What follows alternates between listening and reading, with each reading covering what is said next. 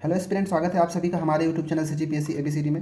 इस वीडियो के अंदर हम जो CGPSC का जो मेंस है, ठीक है, CGPSC मेंस का जो पेपर नंबर 4 है, ठीक है, पेपर नंबर 4, उसमें जो साइंस वाला पोर्शन है, ठीक है, साइंस वाला पोर्शन जिसमें केमिस्ट्री, ठीक है, रसायन रसायन का एक वीडियो मतलब एक टॉपिक लेकर आया हूँ। इससे पहले का जो वीडियो था उसमें हम रसायन का ही वीडियो हम लेकर आए थे, ठीक है ना, जिसमें हमने पॉलीमर मतलब बहुलक देखे थे, पॉलीथीन, बेकेलाइट, ये सारे चीज़ को PVC वगैरह भी हमने देखा था। और कुछ महत्वपूर्ण जो कार्बनिक यौगिक था जैसे साबुन हो गया, डिटर्जेंट हो गया और उसके कार्यविधि, ऐसे सारी चीज़ों का हमने डिस्कशन किया था, जो कि वो भी पेपर नंबर 4 का ही एक टॉपिक था। इस वीडियो के अंदर हम धातु कर्म की शुरुआत करेंगे कि जो मेटलर्जी होता है या फिर जो धातुओं का निष्कर्षण होता है, ठीक है, एक्सट्रैक्शन ऑफ मेटल होता है, उससे संबंधित वीडियो है। तो ये वीडियो बहुत ही ज़्यादा इंपॉर्टेंट होने वाला है। ना ही एक ऐसा भी ये नहीं है कि केवल ये CGPSC मेंस की दृष्टि से इंपॉर्टेंट है, जबकि ये वीडियो जो है जो CGSI का जो एग्ज़ाम होने वाला है, ठीक है ना, SI का एग्ज़ाम, वहाँ पर साइंस के क्वेश्चंस यहाँ से देखे जा सकते हैं, ठीक है। और जो भी एग्ज़ाम जहाँ पे साइंस के क्वेश्चंस आते हैं उसके दृष्टि से बहुत ज़्यादा इंपॉर्टेंट है। हालांकि क्योंकि CGPSC मेंस में ये क्लास 10 का सिलेबस है, तो ये वीडियो जो है जो क्लास 10th के स्टूडेंट हैं उनके लिए भी बहुत ज़्यादा इंपॉर्टेंट साबित हो सकता है, ठीक है ना। तो चलिए हम अपने वीडियो की शुरुआत करते हैं और इस वीडियो के अंदर हम देखेंगे कि धातु कर्म क्या होता है, उसकी शुरुआत कैसे होती है, कौन कौन से स्टेप्स के अंदर होते हैं। देखिए, इससे पहले के वीडियोज़ में लेंदी बनाता था, कोशिश करूंगा कि अब जो वीडियो हो 10 मिनट और 20 मिनट के बीच का ही हो, क्योंकि ज़्यादा लेंदी वीडियो में लोग देखना पसंद नहीं कर रहे हैं आजकल, ठीक है ना। इसलिए मैं कोशिश कर रहा हूँ कि छोटी वीडियो ही आपके लिए लेकर आऊँ ताकि आप जल्दी से रिवाइज भी कर सके फटाफट, ठीक है ना। चलिए हम शुरुआत करते हैं अपनी वीडियो को और देखते हैं मेटलर्जी।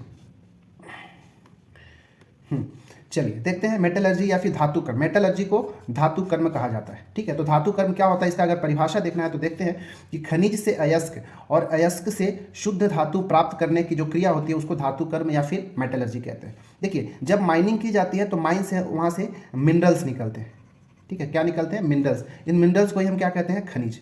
जो खनिज होता है, खनिजों से शुद्ध धातु को आसानी से प्राप्त नहीं किया जा सकता है, ठीक है। वो उससे खनिजों से शुद्ध धातु प्राप्त करना एक कठिन कार्य होता है, ठीक है। मैं किसी वीडियो में आपके लिए खनिज और अयस्क में अंतर लेकर आऊँगा, वो भी बहुत ही ज़्यादा इंपॉर्टेंट है। खनिज क्या होता है, अयस्क क्या होता है, इनमें अंतर क्या होता है, इस चीज़ को भी मैं किसी एक वीडियो में डिस्कस करूँगा, ठीक है। तो जो सबसे पहले माइन से जो निकलता है वो खनिज होता है। तो मैंने बताया कि खनिज से जो धातुओं का जो शुद्ध धातु होता है उसको निकालना कठिन कार्य होता है। इसलिए जो खनिज होता है, क्योंकि खनिज में अशुद्धियों की मात्रा अधिक होती है, ठीक है, तो पहले खनिज को अयस्क में बदला जाता है, ठीक है ना। अयस्क को कहा जाता है ओर, ठीक है ना, और कहा जाता है। तो खनिज से अशुद्धियों को हटाने के बाद वो अयस्क के रूप में सामने आता है, ठीक है। और जो अयस्क है, अयस्क से शुद्ध धातु प्राप्त करना खनिजों की अपेक्षा सरल कार्य होता है। इसलिए खनिज को सबसे पहले अयस्क में बदला जाता है और फिर बाद में जब अयस्क बदल जाता है तो उस अयस्क से शुद्ध धातु जो प्राप्त करना होता है, जो इस प्रक्रिया को ही धातु कर्म या मेटलर्जी कहा जाता है, ठीक है ना। अब जो मेटलर्जी या फिर धातु कर्म होता है, इसके लिए 5 स्टेप्स होते हैं। ये पांचों स्टेप्स जो हैं बहुत ही ज़्यादा इंपॉर्टेंट है आपके लिए। मेंस के एग्जाम में इन पांचों स्टेप को आपको अलग अलग भी पूछा जा सकता है, 2 नंबर 3 नंबर में आपसे पूछ लिया जा सकता है, ठीक है। तो पहले हम ये पांचों स्टेप को समझेंगे, ठीक है। इस वीडियो में हम केवल जो पहला पार्ट है अयस्कों का सांद्रण, इसको समझने की कोशिश करेंगे, ठीक है। ये 5 जो अगर आप स्टेप अच्छे से समझ जाएंगे तो, क्योंकि आगे हमको पढ़ना क्या है, लोहे का निष्कर्षण पढ़ना है, ठीक है, एक्सट्रैक्शन ऑफ आयरन पढ़ना है हमको, ठीक है। लोहे का निष्कर्षण इंग्लिश वाले भी समझ सकते हैं, इसलिए मैं इंग्लिश वाले टर्म का भी यूज़ करूंगा, एक्सट्रैक्शन ऑफ आयरन, ठीक है। लोहे का निष्कर्षण कैसे किया जाता है वो वाला पे ये पांचों स्टेप से ही गुजरा जाएगा यहाँ पे, इसलिए इन पांचों स्टेप्स को हम पहले समझेंगे। लोहे का निष्कर्षण, यहाँ पे एक होगा तांबे का निष्कर्षण, ठीक है, तांबे का निष्कर्षण। ये 2 टॉपिक जो है मेंस के सिलेबस में दिया हुआ है, ठीक है, तांबे का निष्कर्षण और लोहे का निष्कर्षण, और ये 5 प्रोसेस हमको ये समझना है। तो इन दोनों को समझने से पहले हमको ये पांचों प्रोसेस को, 5 स्टेप्स को समझना पड़ेगा कि इस स्टेप्स में ही ये सारी चीज़ का मतलब धातुओं का निष्कर्षण हो पाएगा, ठीक है ना। तो इस वीडियो के हम अंदर अयस्कों का सांद्रण को हम देखेंगे, ठीक है ना। 5 स्टेप्स कौन कौन सा होता है? एक होता है अयस्कों का सांद्रण। इसमें क्या होता है, जो खनिज से हम अयस्क बनाना होता है, तो जो अयस्क होता है तो अयस्क में से अशुद्धियों को दूर करना है, ठीक है। अयस्कों से अशुद्धियों को अगर दूर करेंगे तो जो अयस्कों में शुद्ध धातु होगा उनकी सांद्रता बढ़ेगी, उनकी जो कॉन्सेंट्रेशन जो होगा शुद्ध धातु का वो इंक्रीज होगा। तो हम इसमें अशुद्धियों को दूर करने के लिए ही कोशिश करेंगे। इस पहला स्टेप में सांद्रण के अंदर क्या किया जाता है, अशुद्धियों को दूर किया जाता है, ठीक है। दूसरा है निस्तापन। निस्तापन में क्या किया जाता है, जो यहाँ पे जो सांद्रित अयस्क मिलेगा स्टेप 1 से, उसके उस अयस्क को हमको ऑक्साइड में बदलना है, ठीक है। किसमें? ऑक्साइड में, ठीक है। तो निस्तापन प्रोसेस में ऑक्साइड में बदला जाता है। भर्जन जो होता है जिसको रोस्टिंग कहते हैं, निस्तापन को कैल्सिनेशन कहते हैं। तो भर्जन प्रोसेस के अंदर भी जो अयस्क होता है, जो ओर होता है, उसको ऑक्साइड में बदला जाता है। ठीक है। तो मतलब जो दूसरा और तीसरा है, ये दोनों, इन दोनों के अंदर जो अयस्क है उनको ऑक्साइड में बदला जाता है, मतलब अयस्कों का ऑक्सीकरण होता है, ऑक्सीडेशन होता है। ठीक है। जो चौथा है प्रगलन कहलाता है। ठीक है ना, चौथा क्या है? प्रगलन। यहां से जो अयस्क मिला, ठीक है, तो अयस्कों का जो अपचयन करना होगा, क्योंकि ऑक्साइड के फॉर्म में यहां से मिल रहा है, तो ऑक्साइड को हटा के शुद्ध धातु प्राप्त करना। ठीक है। शुद्ध धातु प्राप्त करने के लिए जो ऑक्साइड था उसका अपचयन करना होगा, रिडक्शन करना होगा। ठीक है। तो ये जो प्रगलन है एक्चुअली में क्या है? एक अपचयन करने का मेथड है, मतलब ऑक्साइड से शुद्ध धातु प्राप्त करने का मेथड है या रिडक्शन होता है। ठीक है, अपचयन होता है। और जो पांचवा है, जो लास्ट स्टेप होता है हमारा, प्योरिफिकेशन, शोधन। ठीक है, रिफाइनिंग भी इसमें कह सकते हैं आप। इसमें क्या होता है, क्योंकि यहाँ से जो शुद्ध धातु प्राप्त हुआ प्रगलन के पश्चात, उसमें थोड़ा बहुत इम्प्योरिटीज और भी, अशुद्धियाँ और भी रह जाती है, तो उन अशुद्धियों को भी ज़्यादातर, जितना ज़्यादा पॉसिबल हो सके, दूर करना इस शोधन या प्योरिफिकेशन के अंदर होगा। तो जब भी हम धातु कर्म करते हैं किसी का, लोहे का या तांबे का, जो कि हमारे सिलेबस के अंदर है, तो उसको निष्कर्षण करने के लिए लोहे और तांबे का हमको इन पांचों प्रोसेस से गुजरना होता है, इसलिए हमको ये पांचों प्रोसेस को पहले समझना जरूरी है। तो अब हम आगे बढ़ेंगे और इसमें जो पहला वाला है, ठीक है, अयस्कों का सांद्रण, इसको हम समझने की कोशिश करेंगे, और अगले वीडियो में हम निस्तापन और भर्जन, फिर प्रगलन और शोधन को भी कंप्लीट करेंगे। ठीक है, चलिए आगे बढ़ते हैं।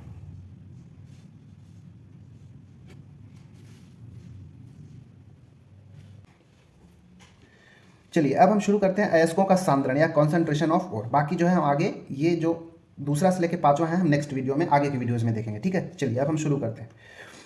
ठीक है, ये है कॉन्सेंट्रेशन ऑफ ओर, ठीक है, या फिर अयस्कों का सांद्रण। अब देखिए, अयस्कों का सांद्रण का मतलब क्या होता है? देखिए, जब भी हम खनिज निकाले, पहले प्रोसेस को समझिए, क्या है अयस्क, क्या है? पहले खनिज था, जब माइन से निकाला गया तो वो खनिज था। खनिजों से जो अशुद्धियाँ थी, कंकड़ पत्थर ये सब था, उसको कुछ दूर किया गया। देखिए, जो खनिज होता है ना, खनिज में अशुद्धियाँ अधिक होती है, और ये जो है ना इकोनॉमिकली ठीक नहीं होता, क्योंकि इनमें अशुद्धियाँ अधिक होती है, और इनसे जो शुद्ध धातु निकालने, शुद्ध धातुओं की जो मात्रा इसमें बहुत कम होती है, सांद्रता बहुत कम होती है, इसलिए खनिज जो है पहले अयस्क में बदला जाता है। ठीक है, अयस्कों के अंदर भी अशुद्धियां हैं, परंतु खनिजों की अपेक्षा इसमें अशुद्धियों की मात्रा जो है ओर्स में या फिर अयस्कों में वो कम है। ठीक है, तो इन अयस्क के अंदर जो अशुद्धियां होती हैं, ठीक है ना, क्या बोल रहा हूँ कि अयस्कों में जो अशुद्धियां होती हैं, ठीक है, अयस्कों में उपस्थित अशुद्धियों को अधात्री भी कहा जाता है, या इसी को गैंग भी कहा जाता है। ठीक है, स्पेलिंग होता है GANGUE। ठीक है, अयस्कों में उपस्थित अशुद्धियों को क्या कहते हैं? अधात्री या गैंग, या फिर गैंग, ये कहा जाता है। ठीक है ना, तो इन अशुद्धियों में क्या क्या हो सकता है? इन अशुद्धियों के अंदर देखोगे तो कंकड़ हो सकता है, पत्थर हो सकता है, मिट्टी हो सकता है, ये सब अशुद्धियों के रूप में उसमें उपस्थित होता है। ठीक है, तो अयस्कों में से अशुद्धियां या अधात्री या गैंग, जिसमें कंकड़ पत्थर मिट्टी होता है, इन सबको अलग करने की प्रक्रिया ही क्या कहलाता है? अयस्कों का सांद्रण। ठीक है, अयस्कों में से अशुद्धियों को दूर करना क्या कहलाता है? अयस्कों का सांद्रण। ये ऐसे आप परिभाषा लिख सकते हैं। ठीक है, अब देखिए, अयस्कों का सांद्रण करने का 3 महत्वपूर्ण विधियां हैं जो कि हमारे सिलेबस के अंदर है। पहला जो होता है गुरुत्वीय पृथक्करण मेथड, जिसको ग्रेविटी सेपरेशन मेथड कहा जाता है। दूसरा है फेन प्लवन विधि या फोर्थ फ्लोटेशन मेथड, इसी को झाग उत्प्लावन विधि के नाम से भी जाना जाता है। ठीक है ना, झाग उत्प्लावन, ठीक है, झाग उत्प्लावन विधि, इस नाम से भी इसको जाना जाता है। तो ये दूसरा मेथड हो गया। और तीसरा जो है चुंबकीय पृथक्करण विधि, ये पूरा लिखाया नहीं है, मैग्नेटिक सेपरेशन, ठीक है, मैग्नेटिक सेपरेशन मेथड। इन 3 तरीकों से अयस्कों का सांद्रण किया जाता है। ठीक है ना, ये तीनों टॉपिक को, तीनों को आपको याद रखना है। तो पहला जो है गुरुत्वीय पृथक्करण विधि, इसको हम देखते हैं, गुरुत्वीय पृथक्करण विधि। ठीक है ना, ग्रेविटी सेपरेशन मेथड। देखिए, अब इसके बारे में समझिएगा। जो गुरुत्वीय पृथक्करण मेथड होता है, इसमें जनरली जो लोहे के अयस्क होते हैं, जैसे लोहा के अयस्क कौन कौन सा होता है? एक होता है Fe2O3, इसको कहते हैं हेमेटाइट। ठीक है, और दूसरा जो अयस्क होता है इसी का Fe3O4, इसको कहते हैं मैग्नेटाइट। ठीक है, हेमेटाइट और मैग्नेटाइट। तो जो लोहे के अयस्क होते हैं, हेमेटाइट, मैग्नेटाइट, ऐसे अयस्कों का इसमें सांद्रण किया जाता है। ठीक है ना, तो देखिए, जो गुरुत्वीय पृथक्करण विधि जो है कैसे कार्य करता है, तो पहले क्या किया जाता है, हमारे पास जो भी अयस्क होता है, एग्जाम्पल के लिए मान लेते हैं ये हेमेटाइट अयस्क है, इस अयस्क को क्या किया जाता है? क्रशर में पीस के बारीक चूर्ण के रूप में कन्वर्ट कर लिया जाता है। बारीक चूर्ण मतलब फाइनली ग्रूव्ड से फाइनली क्रश्ड ओर्स। ठीक है ना, मतलब उसको छोटे छोटे पीसेस में, जो चूर्ण के रूप में, पाउडर के फॉर्म में उसको कन्वर्ट कर लिया जाता है। ठीक है ना। तो पहले क्या किया, जो भी अयस्क होगा अयस्क को पीस के बारीक चूर्ण के रूप में कन्वर्ट कर दिया जाएगा। ठीक है, इसके बाद क्या किया जाएगा, यहाँ पे मान लो ऐसा एक लगा रहता है कोई डिवाइस, जहाँ पे यहाँ पे जो ये बारीक चूर्ण होगा ना यहाँ पे, ठीक है, बारीक अयस्क को यहाँ से डाला जाता है। डालने के बाद ये धीरे धीरे नीचे आएंगे। ठीक है, ये पूरा डिवाइस को आप अच्छे से समझ लीजिए पहले क्या है। ठीक है, ये जो है वाइब्रेटिंग टेबल ग्रूव्स है। ठीक है ना, ये जो वाइब्रेट भी होते रहता है। ठीक है ना, और ये बीच बीच में ऐसे खांचा बना हुआ है, और यहाँ पे क्या हुआ, एक हमारे पास जेट ऑफ वाटर, मतलब पानी का प्रवाह किया जाता है यहाँ से। ठीक है, पानी का तेज प्रवाह होता है ये। ठीक है ना, यहाँ से, और बीच बीच में खांचा बना हुआ है। तो जब भी अब क्या होता है कि अब इसमें अशुद्धियां जो उसको हम गैंग कहते हैं। ठीक है ना, अशुद्धियों को क्या कहा जाता है, गैंग। अभी यहाँ पे मैं बताया था। तो यहाँ से बारीक चूर्ण को यहाँ से डाला जाता है। अब यहाँ पे यह इस सिद्धांत पे कार्य करता है ना, ये गुरुत्वीय पृथक्करण वाला विधि जो है, ये इस सिद्धांत पे कार्य करता है कि जो अयस्क होते हैं वो अशुद्धियों के तुलना में भारी होते हैं। ठीक है, और जो भारी कण होते हैं वो यहाँ इन खांचों में बैठ जाएंगे, और जो हल्के कण होंगे इस पानी के तेज भाव से ऐसे बहते हुए, और क्योंकि ये वाइब्रेटर भी है, यहाँ पे लिखा हुआ है वाइब्रेटिंग टेबल विथ ग्रूव्स, तो ये जो है वाइब्रेट भी होते रहता है। तो वाइब्रेट होने की वजह से जो भारी कण है वो तो यहीं पे रह जाते हैं, जो हैवी या डेंसर पार्टिकल्स होते हैं। ठीक है, यहाँ पे लिख सकते हो भारी कण। ठीक है, ये भारी कण किसके होंगे, अयस्क के। ठीक है, तो अयस्कों का जो भारी कण होगा ये इन खांचों के अंदर बैठ जाएगा, और जो अशुद्धियाँ होंगी, ठीक है, अधात्री या गैंग होगा, वो इस पानी के तेज बहाव के कारण यहाँ पे जो हम बाल्टी नुमा आकार बना हुआ है यहाँ पे जाके स्टोर हो जाएगा। तो ये यहाँ पे जो आप देख रहे हैं ये हमारा गैंग है, अशुद्धि है। ठीक है, और यहाँ पे जो ये फंसा हुआ दिख रहा है खांचों के अंदर, वो क्या है, वो भारी कण है जो कि अयस्कों का है। ठीक है ना, ये अयस्क यहाँ पे अटक जाते हैं। तो बस इसी सिद्धांत पे कार्य करता है कि अयस्कों का सांद्रण गुरुत्वीय पृथक्करण के द्वारा कैसे होता है। ठीक है, तो आपको इसमें इतना सी चीज़ आपको याद रखना चाहिए था। ठीक है, चलिए अब दूसरा हम देखेंगे फेन प्लवन विधि या फिर फोर्थ फ्लोटेशन मेथड। ठीक है, दूसरा जो हमारा विधि है फेन प्लवन विधि, या फिर इसी को हमने क्या नाम दिया, फोर्थ फ्लोटेशन मेथड। ठीक है, इसको झाग उत्प्लवन विधि भी कहते हैं, मैं पहले बता चुका हूं।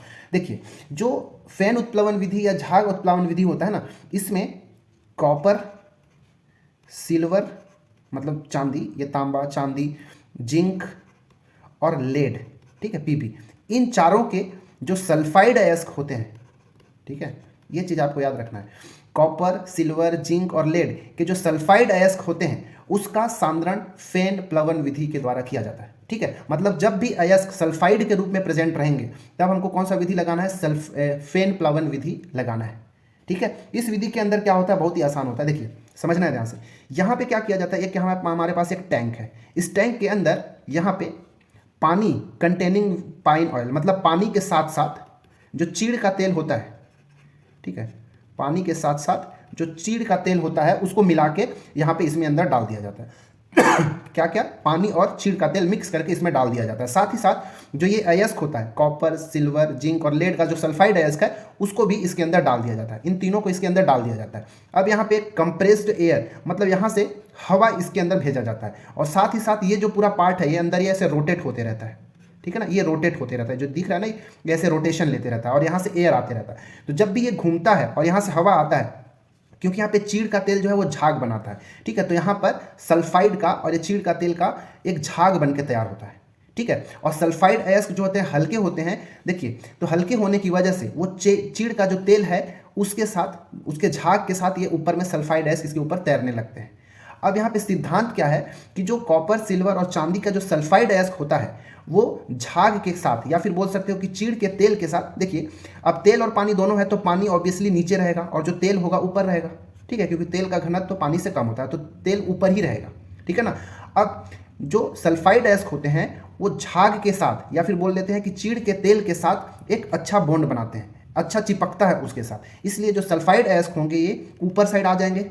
ठीक है, और जो इनमें उपस्थित जो अशुद्धियाँ होती है वो पानी के साथ अच्छे से चिपकता है। ठीक है, तो जो अशुद्धियाँ होती हैं नीचे, क्योंकि पानी रहेगा तो ये पानी पे आके यहाँ पे नीचे सेटल डाउन होंगे। तो जो अशुद्धियाँ होंगी, जो अधात्री होगा, ठीक है, वो कहाँ रहेंगे, इस टंकी के नीचे तली पर स्थित रहेंगे। ठीक है, अब यहाँ पे झाग के साथ क्या है, सल्फाइड अयस्क है। ठीक है ना, इस झाग के साथ ही सल्फाइड अयस्क होते हैं। बाद में यहाँ से एक ऐसा जगह रहता है जाने का, यहाँ से सल्फाइड अयस्क जो है झाग के साथ साथ बाहर आता है और यहाँ पे उसको कलेक्ट कर लिया जाता है। तो इस प्रोसेस पर ये कार्य करता है। तो हमको यहाँ पे याद क्या क्या रहना है कि इसमें चीड़ का तेल मिलाया जाता है, चीड़ के तेल के साथ साथ एथिल जैंथेट भी मिलाया जाता है। मैं यहाँ पे लिखता हूँ, एग्जाम में क्या पता पूछ ले, एथिल जैंथेट, ठीक है। इन सारी चीज़ों को यहाँ पे मिलाया जाता है, ठीक है। तो जो सल्फाइड एस्क होगा ये झाग के साथ ऊपर तैरने लगता है, जो कि इधर आ जाएगा, और जो अशुद्धियाँ होंगी पानी के साथ चिपकेगा और यहाँ पे तली पे जाके बैठ जाएगा। तो यहाँ से इसको बाद में अलग कर लिया जाएगा। बस इतनी से आसान सा प्रोसेस है जिसको हम फेन प्लवन विधि कहते हैं। और इसमें याद रखना है कि सल्फाइड एस्कों का सांद्रण किया जाता है। किसका सल्फाइड? कॉपर, सिल्वर, जिंक और लेड का, ठीक है ना। अब जो अगला है तीसरे नंबर का, वो है चुंबकीय पृथक्करण विधि। इसको हम कहते हैं मैग्नेटिक सेपरेशन मेथड,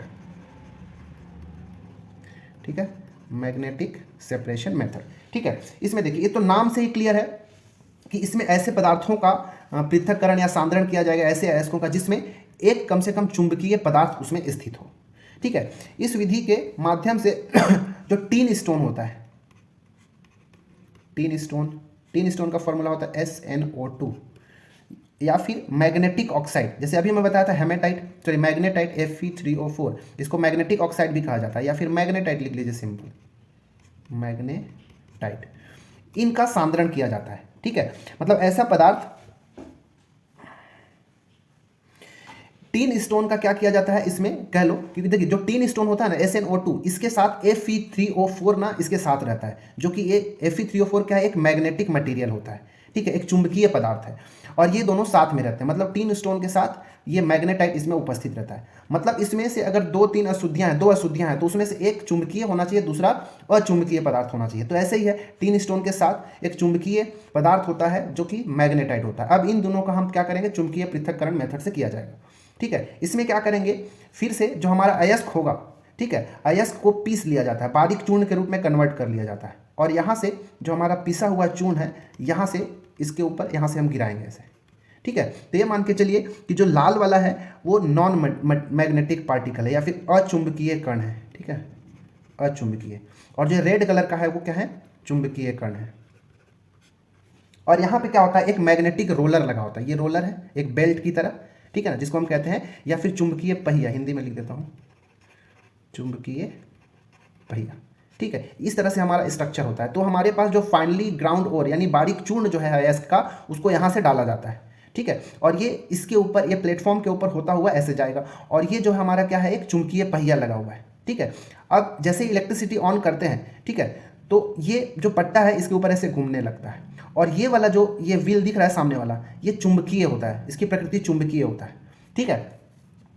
और जैसे स्विच ऑन करते हैं तो ये बेल्ट जो है ऐसे घूमने लगता है, और यहाँ पर आते ही ये बेल्ट जो है ये चुंबकीय हो जाता है। अरे समझ में? तो अब क्या होगा, जो ये पार्टिकल्स धीरे धीरे इधर आएंगे, ऐसे मूव करते हुए आएंगे, ये ऐसे मूव करेगा और वापस ये बेल्ट जो है इधर से इधर निकल जाएगा, ठीक है, क्योंकि ये मैग्नेटिक रोलर है, मतलब चुंबकीय पहिया है, तो इसके साथ ऐसे आएगा। तो जब यहाँ पे पहुँचेगा तो जो अचुंबकीय पदार्थ है ये इससे दूर, जो ये वाला जो बॉक्स है, ये वाला जो बकेट है, इसके अंदर जाके गिरेगा। परंतु क्योंकि ये वाला पार्ट जो है ये चुंबकीय हो चुका है, इसलिए जो चुंबकीय पदार्थ होंगे, ठीक है, मतलब मैग्नेटाइट वाला जो पार्टिकल होगा ये इसके साथ चिपक कर यहाँ तक आएगा, और यहाँ पर इधर आते ही क्या होता है, इसकी मैग्नेटिक प्रॉपर्टी जो होता है, चुंबकीय गुण जो होता है, समाप्त होते चला जाता है, ठीक है। जब भी वहाँ पर यहाँ तक जो पार्ट रहेगा वही चुंबकीय रहेगा, आगे आते ही ये खत्म हो जाता है। तो ये चुंबकीय पदार्थ जो है इसके साथ ऐसे मूव करते हुए आएगा, और ये वाला जो बकेट है इसमें आके स्टोर हो जाएगा। तो इस प्रकार यहाँ पे जो दोनों तरह के कण हैं, दोनों तरह के पदार्थ हैं, चुंबकीय अचुंबकीय, वो दोनों यहाँ पे सेपरेट हो जाते हैं। तो इस तरह से चुंबकीय पृथक्करण के द्वारा यहाँ पे सांद्रण किया जा रहा है, ठीक है। तो ये अयस्कों के सांद्रण का ये 3 इंपॉर्टेंट विधियां थी जो कि CGPSC मेंस के सिलेबस में है, ठीक है। CGSI के अंदर भी आ सकता है, और जो क्लास 10th है, उन जो ऐसे बच्चे जो स्कूल में है क्लास 10th में, उनके लिए भी बहुत ज़्यादा इंपॉर्टेंट है, ठीक है। तो आप अच्छे से तैयारी करते रहिए। वीडियो अच्छा लगता है तो लाइक करें, सब्सक्राइब करें और शेयर करना बिल्कुल ना भूलें। चलिए मिलते हैं अगले वीडियो में, तब तक के लिए धन्यवाद।